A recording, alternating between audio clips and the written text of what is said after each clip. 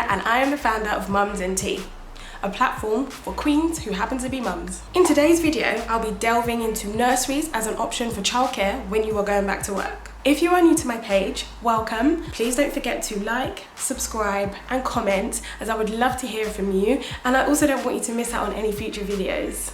So, I always get asked a lot of questions on my Instagram channel, or my Instagram page, on how I found the whole process of looking for Ezekiel's nursery when I went back to work. I've been back to work for a good 4 months now, and I happened to find Ezekiel's nursery pretty quickly. So I just wanted to share a few of my tips and things that have helped me along the way and in my journey. And I'm going to do a mini series on childcare in general, because I believe that there are so many other options apart from nursery that people should actually explore. And I just think, yeah, just watch and it will be helpful for you. So choosing childcare is no easy job, and especially where, you know, it's probably one of the biggest decisions you'll make as a mother, as a parent, because the safety of your child and the development of your child is in the hands of another whilst you are at work. So this is nothing to be taken lightly. So nursery, also known as nursery school, is an establishment for children as young as 3 months all the way up until 4 or 5, depending on when they go to school. So it's an establishment for babies and toddlers before they have to start compulsory school, primary school. My son is currently at nursery and he absolutely loves it. He loves playing with his friends. He loves his nursery school teachers, or nursery nurses, nursery teachers, whatever you call them. And he's really developing there. They're helping him so much with his speech. They're helping him with his development, all the arts and crafts and things that I do at home. They are carrying that over there, and I absolutely just love the nursery that I ended up finding for him. And he's actually thriving there. He loves it. In fact, he loves it so much that sometimes he just doesn't even say bye. He just walks on straight in, and it's not even a see you later or a hug. He just walks straight in. So that's a good sign. At least I know he likes it. Realistically, the standard of nursery depends on quite a few things. So the location that you live in, the area that you live in, the quality and training of the staff, how many adults versus children, the ratio of adults to children there are, cultural sensitivity, and also an Ofsted rating as well. Some helpful advice I was given when Ezekiel was very, very small was to put him down for a nursery as soon as possible. So what to do is basically scout around for good nurseries, you know, through word of mouth and just looking online, looking at reviews. Look around for good nurseries around your area, and basically as soon as your child is born, put them down, because some of these really good nurseries have waiting lists of up to a year and a half. So you're better off putting your child down basically as soon as you know, because if you're planning to go back to work after a year, you may or may not get that space, especially if it's a good nursery and it's in high demand. So when you've done all your research and you think you found a good nursery, time to visit.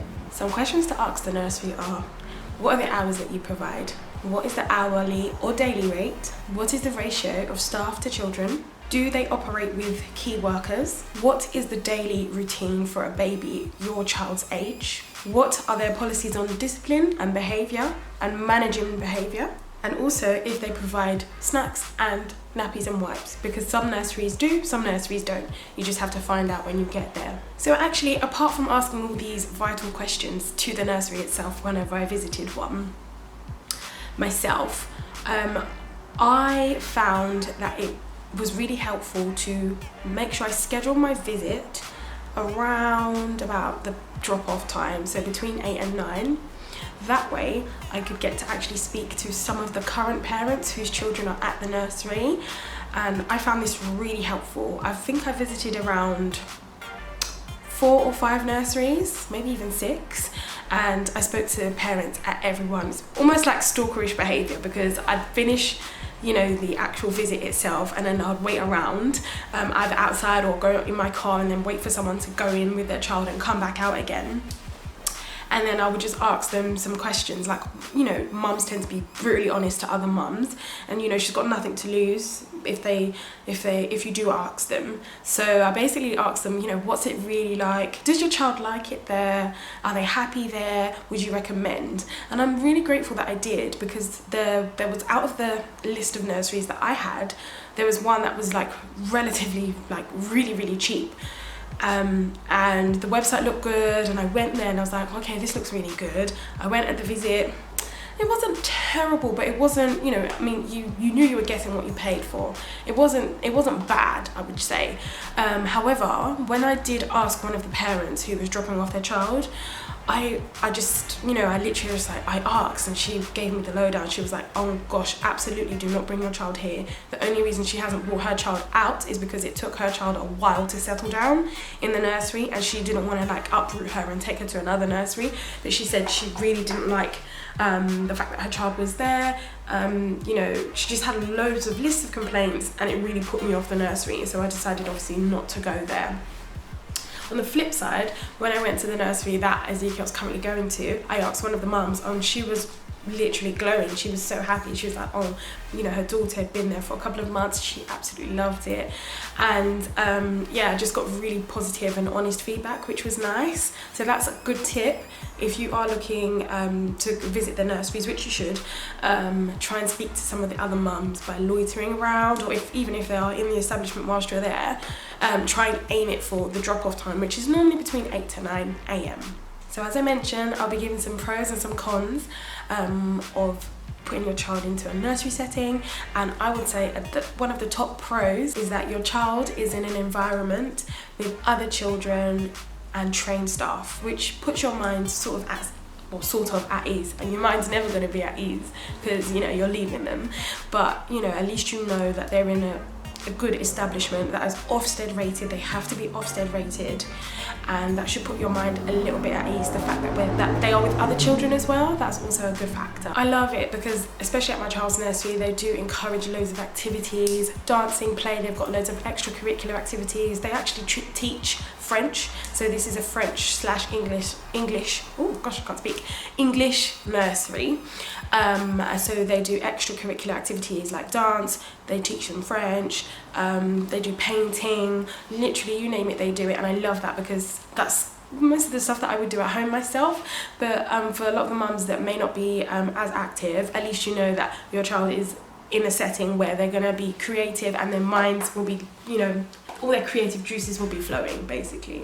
And like I said before, nurseries have to be Ofsted regulated, which is a UK authority, so they have to be regularly checked and they have to meet certain standards and criteria in order to, you know, be a fully functioning nursery. So that's also something to put your mind at ease. It's not something to focus on because, you know, you can get some nurseries that are rated good that aren't that great, or you could get some that are, you know, I don't think the Ofsted rating is the be all and end all. It is important, but that's not the only thing you should look at, because you might get there, might be an outstanding nursery and all the parents are not nice.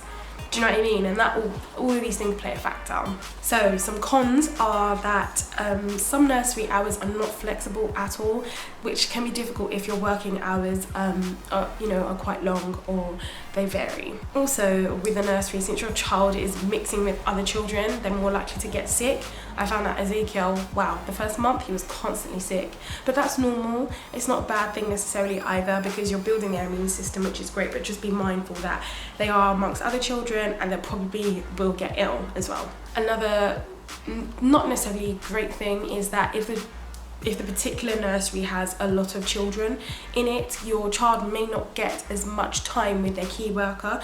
Obviously there are limits, legal limits of, you know, child to adult ratios, but I think it's like 3 or 4 if they're under a certain age, but once they hit like 2, they can have loads of kids to kind of under their wing to look after, which can make it a bit harder to get that one-on-one care.